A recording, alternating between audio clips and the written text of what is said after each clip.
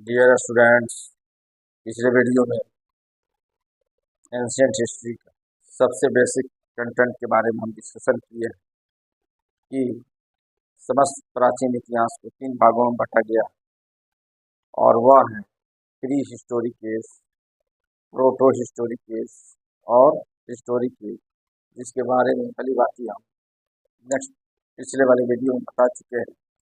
लेकिन आज जिस कंटेंट के बारे में चर्चा करेंगे वह है प्रोटो हिस्टोरिक केस, यानी आदि ऐतिहासिक काल में जो भी डेवलपमेंट हुआ पाषाण यानी पत्थर के बने हथियारों से, जो भी साक्ष्य में मिलता है और जो विकसित हुआ मानवीय इतिहास, प्रोटो हिस्टोरिक मानव का जो पूर्वज होमो सेपियंस इस पृथ्वी पर पैर रखा और अपना जीवन यापन कैसे शुरू किया, तो वह शिकार करता था और शिकार पर निर्भर था और कच्चा मांस का प्रयोग करता था। तो इस चीज़ के बारे में बड़ी बात हम बता चुके हैं। लेकिन उस प्रोटोहिस्टोरिक एज के अंतर्गत हम आपको आज इस वीडियो में पाषाण युग यानी पत्थर युग के संस्कृति के बारे में समझाने का प्रयास करेंगे। तो आप लोग यह समझिए कि पाषाण युग संस्कृति को 3 भागों में बांटा गया है: पूरा पाषाण काल, मध्य पाषाण काल और नव पाषाण काल। तो इस चीज़ के बारे में आप लोग समझिए कि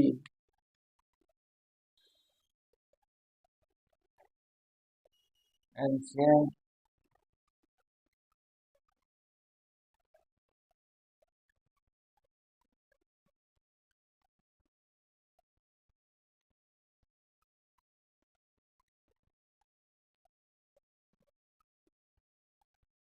पाषाण युग संस्कृति यानी कल्चर। तो पाषाण युग संस्कृति को हम 3 भागों में बांटकर इसका अध्ययन करेंगे। पहला है पूरा पाषाण काल यानी प्राचीन पत्थर युग, पूरा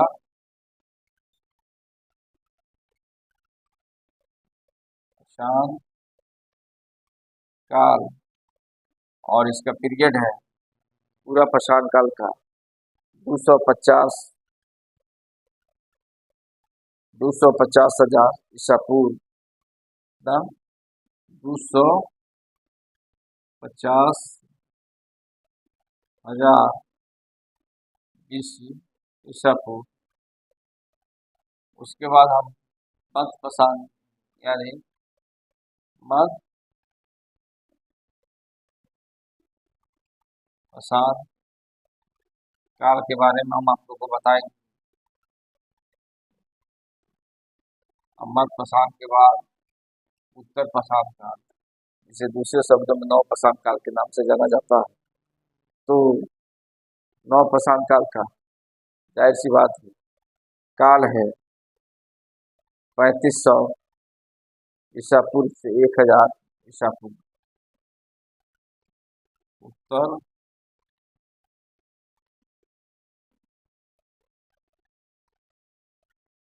पाषाण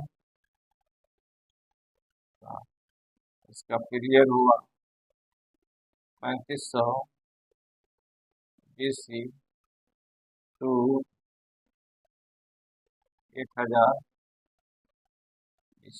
ओके, अब जाहिर सी बात है कि पाषाण युगीन संस्कृति को 3 भागों में यानी पूरा पाषाण काल, मध्य पाषाण काल और नव पाषाण काल में बांटकर हम अध्ययन करेंगे। तब जाकर हमको एंशियंट हिस्ट्री का, प्राचीन इतिहास का क्रोनोलॉजी समझ में आएगा। तो सबसे पहले हम यह देखते हैं कि पूरा पाषाण काल जो है 3 भागों में बांटा गया है और पूरा पाषाण काल 3 भागों में बांटा गया है। तो वह कौन कौन है, उसके अंतर्गत क्या आता है? तो पूरा पाषाण काल वो निम्न पूरा पाषाण काल यानी पूरा पाषाण काल को हम 3 सेक्टर में बांटेंगे तो यानी पूरा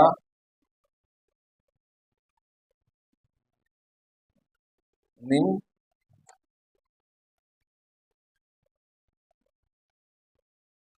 निम्न प्रशांत काल दो में है।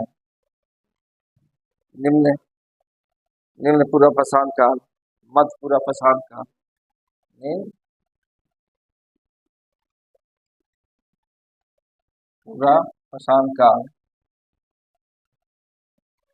मध्य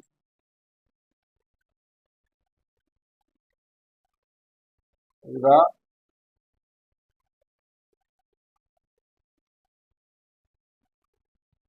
प्रशांत काल।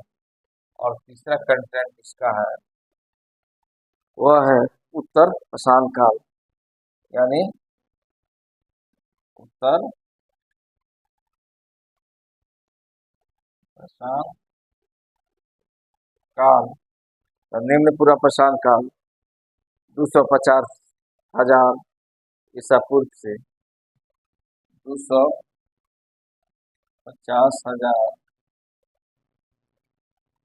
BC टू 250,000 ईसा पूर्व से, यानी 1,000 1,00,000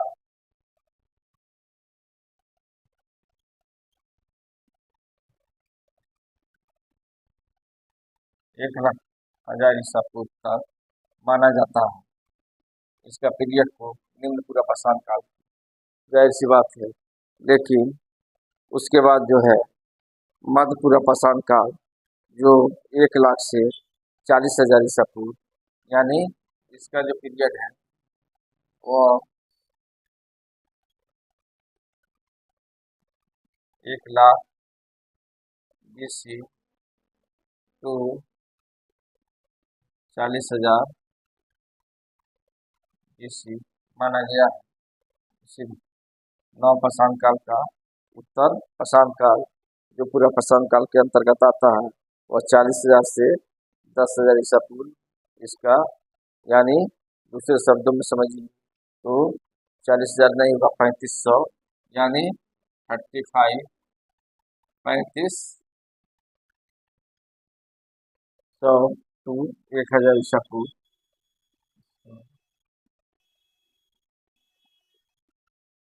BC टू 1,000 BC तक इसको माना जाता है। तो जाहिर सी बात है उच्च पूरा प्रशांत काल, उसका पीरियड 40,000 से 10,000 ईसा पूर्व तक, यानी 1,00,000 ईसा पूर्व तक माना जाएगा। यानी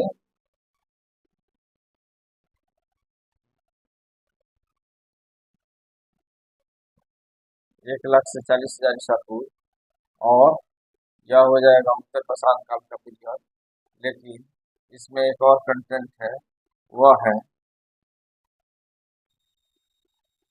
उच्च पूरा प्रशांत काल। उच्च पूरा पूरा प्रशांत काल, जिसका पीरियड आपको 40,000 टू 10,000 ईसा पूर्व, 40,000 BC टू 10,000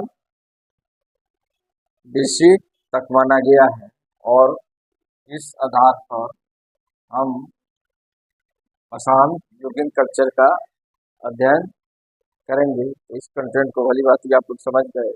तो पूरा प्रशांत काल, जाहिर सी बात, पूरा प्रशांत काल यूनानी शब्द एक है प्लेलियस यानी प्राचीन, और लिथस, लिथस का मतलब होता है पाषाण यानी पत्थर के अर्थ में क्या होता है, प्रयुक्त होता है। और इन्हीं के आधार पर प्रशांत काल शब्द बना है। तो प्रशांत काल शब्द किस आधार पर बना है?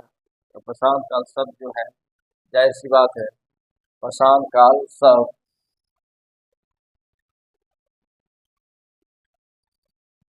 प्रशांत काल सब किस आधार पर बना है, यह जानने का आप लोग प्रयास कीजिए कि प्रशांत काल शब्द किस आधार पर बना है। तो वह यूनानी शब्द है, यूनानी भाषा में से, यानी प्रशांत काल शब्द यूनानी शब्दों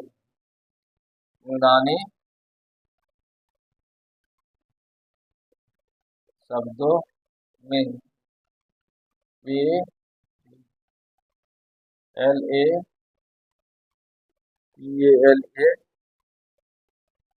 पेलियस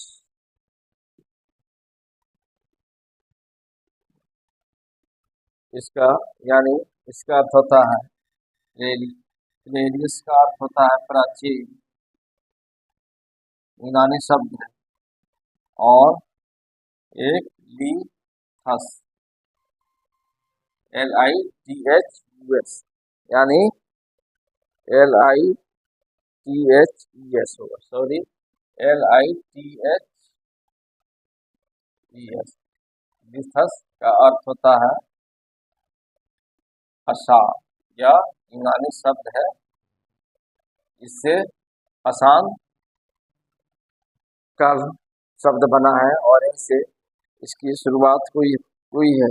तो चलिए इसके बारे में हम देखते हैं कि प्रशांत यानी पूरा प्रशांत काल में किस किस कंटेंट के बारे में हम आपको बताने का प्रयास करेंगे। तो यह समझने का आप लोग कोशिश कीजिए कि पूरा प्रशांत काल में किस चीज़ का डेवलपमेंट हुआ। तो पूरा प्रशांत काल में जाहिर सी बात है, प्राचीन जो पत्थर युग था उसमें मनुष्य जो है बहुत सारा चीज़ जो है पत्थरों के बने हथियारों से अपना शिकार करता था और अपना जीवन यापन करता था। लेकिन अभी तक भारत में पूरा प्रशांत कालीन जो भी अवशेष मिले हैं उससे मानव के शारीरिक अवशेष का एविडेंस कहीं से नहीं मिला है।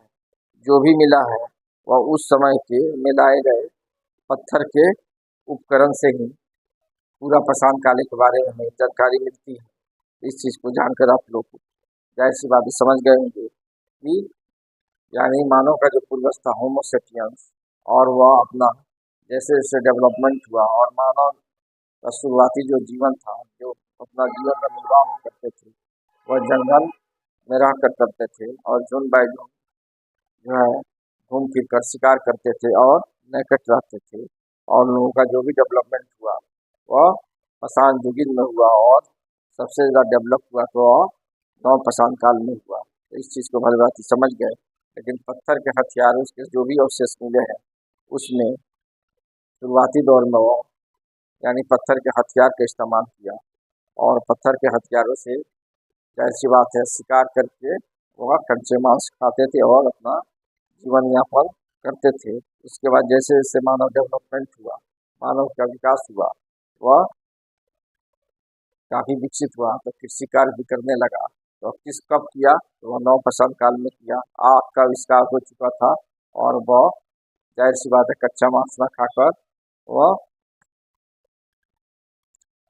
मांस को यानी पका कर खाने लगा और अन्न का भी प्रयोग करने लगा। तो अन्न के रूप में जो भी मानव द्वारा उगाए गए पहला फसल था वह जौ और गेहूँ था, जाहिर सी बात है।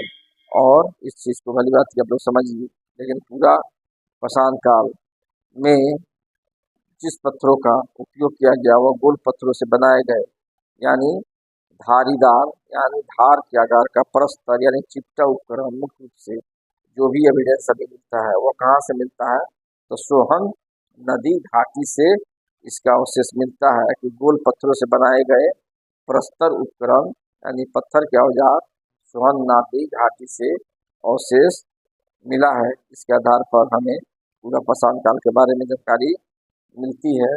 समान पत्थर से जो भी हथियार का निर्माण हुआ है वह कैसे हुआ है, तो कोरदार यानी जाहिर सी बात है पतला पतला नुकीला नुकीला यानी पत्थर के हथियार बनाए गए हैं और फ्लैग प्रणाली द्वारा बनाए गए हैं, यानी दो धारी तरह यानी दो धार का यानी दो धार दो धार का भी हथियार यानी पत्थर का बनाए गए हैं। तो जाहिर सी बात है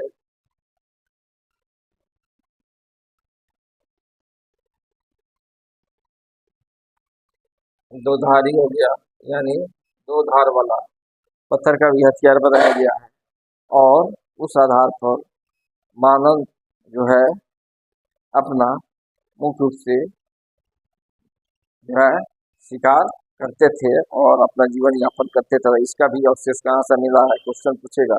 तो समान पत्थरों के से जो भी कोर धारी औजार यानी पत्थर से बना औजार या फ्लैग प्रणाली द्वारा बनाए गए जो भी औजार जो मिला है वो मद्रास से पाए गए हैं, उसका अवशेष। इन दोनों प्रणालियों यानी से निर्मित जो पत्थर के औजार मिले हैं वह सिंगरौली यानी मिर्जापुर या बेलन घाटी इलाहाबाद से मिले हैं। यानी कहने का अर्थ यह है यानी गोल पत्थरों से बने गए औजार और समान पत्थरों से बने गए औजार का संयुक्त रूप से बना जो औजार था वह पत्थर का वह कहाँ से मिला है। तो वह जाहिर सी बात है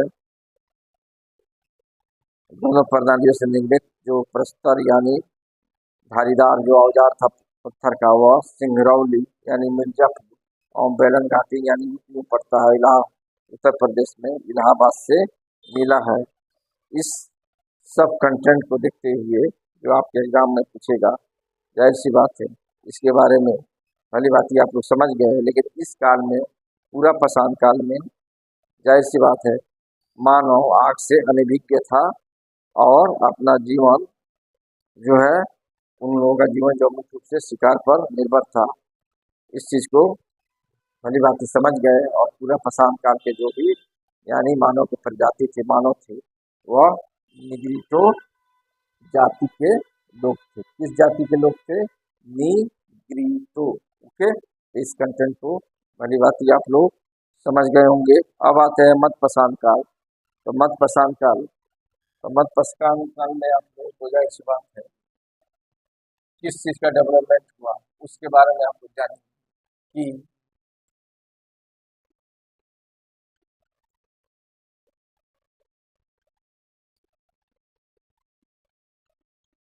मध्य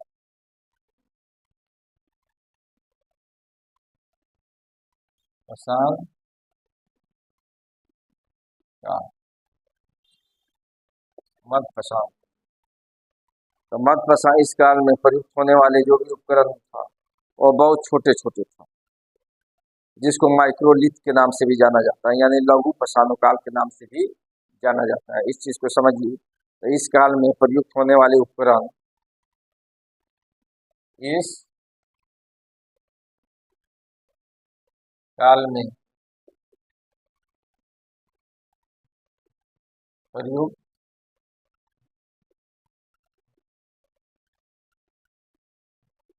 होने वाले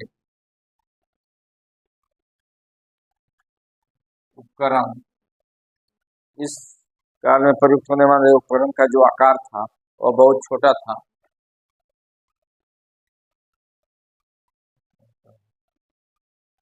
आकार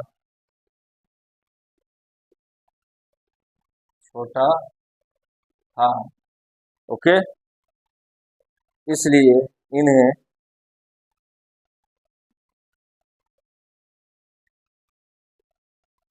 इसलिए इन्हें लघु इसलिए इन्हें जाहिर सी बात है लघु पाषाणों उपकरण के नाम से जाना जाता है। लघु पाषाण पाषाणों लघु पाषाणों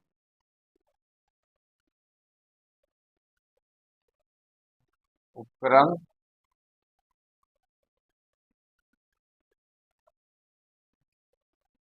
नाम से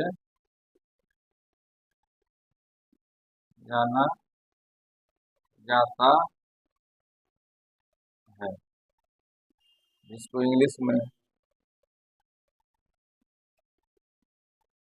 माइक्रो लेथ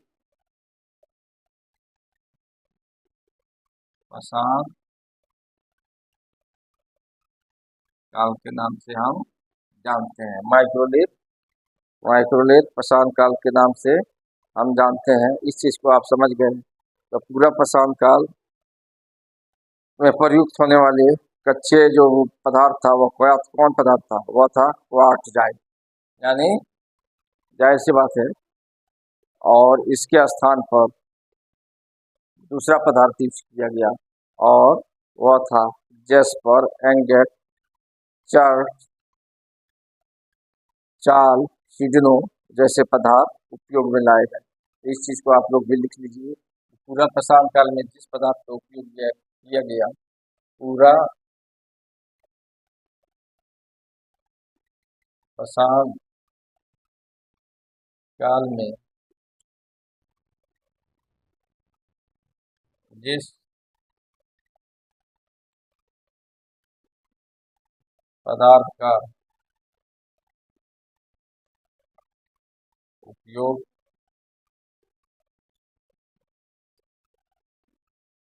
किया गया वह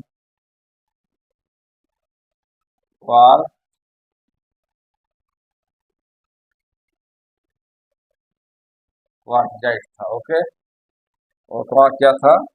क्वार्ट्जाइट था।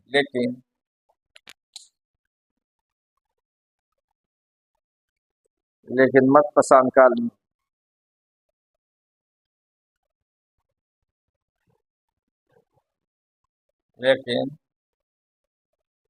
मध्य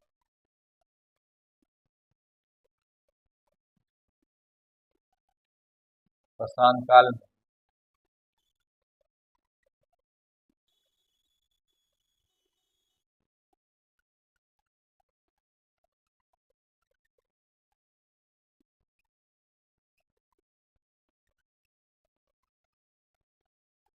जिस पदार्थ का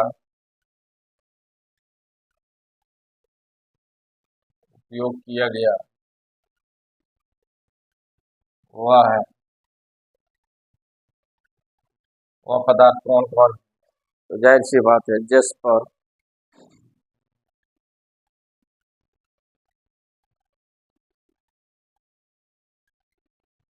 एंगर,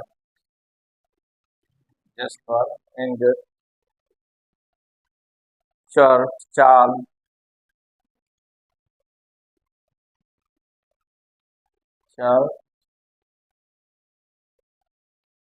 चाल, ओके, सिडनो,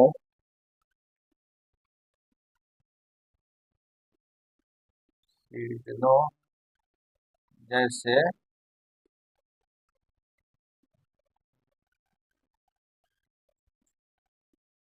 पदार्थों का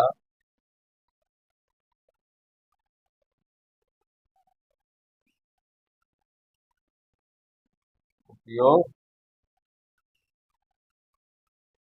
किया गया। ओके, इस चीज को आप लोग पहली बात ही समझ गए होंगे।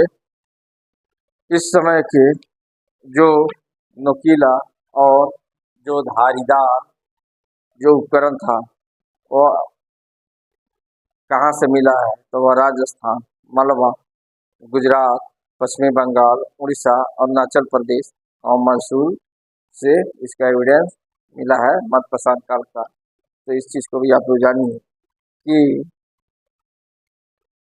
मध्य पाषाण काल से जो भी औजार का प्रयोग हुआ है तो वह कहाँ से मिला है, इस चीज को जानने का आप लोग प्रयास कीजिए कि मध्य पाषाण काल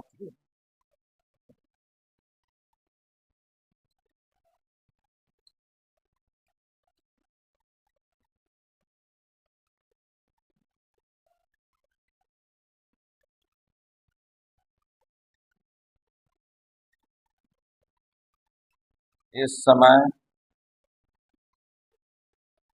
के प्रस्तर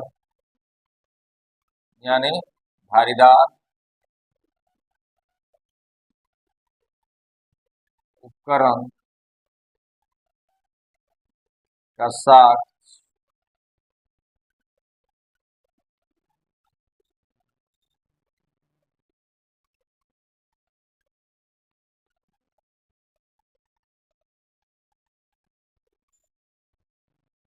मध्य प्रदेश, कहाँ? मध्य प्रदेश, राजस्थान, मध्य प्रदेश, राजस्थान,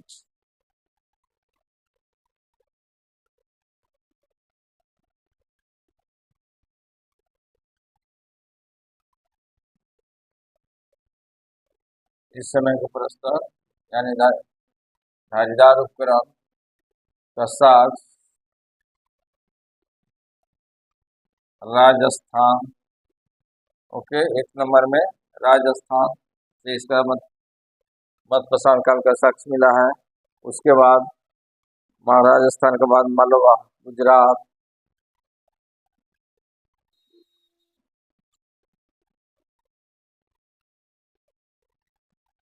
मालवा, गुजरात, अरुणाचल प्रदेश, अरुणाचल प्रदेश एवं मैसूर में एवं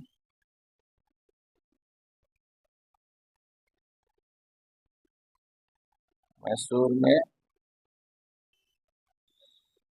पाए गए हैं।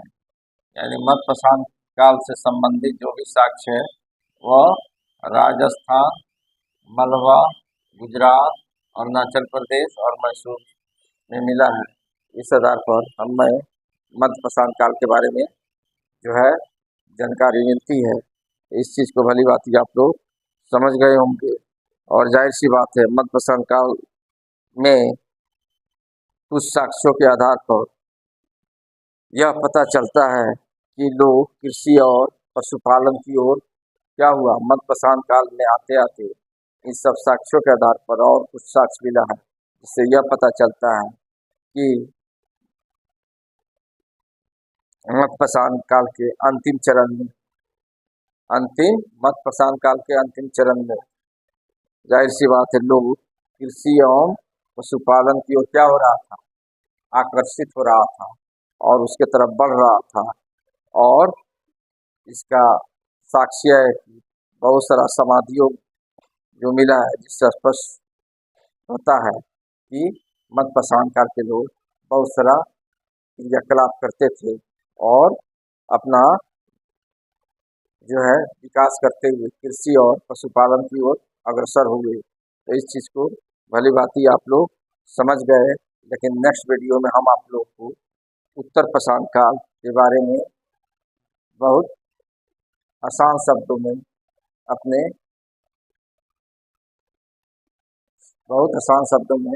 हम अपने वीडियो आपके सामने प्रस्तुत करेंगे। Okay, thanks.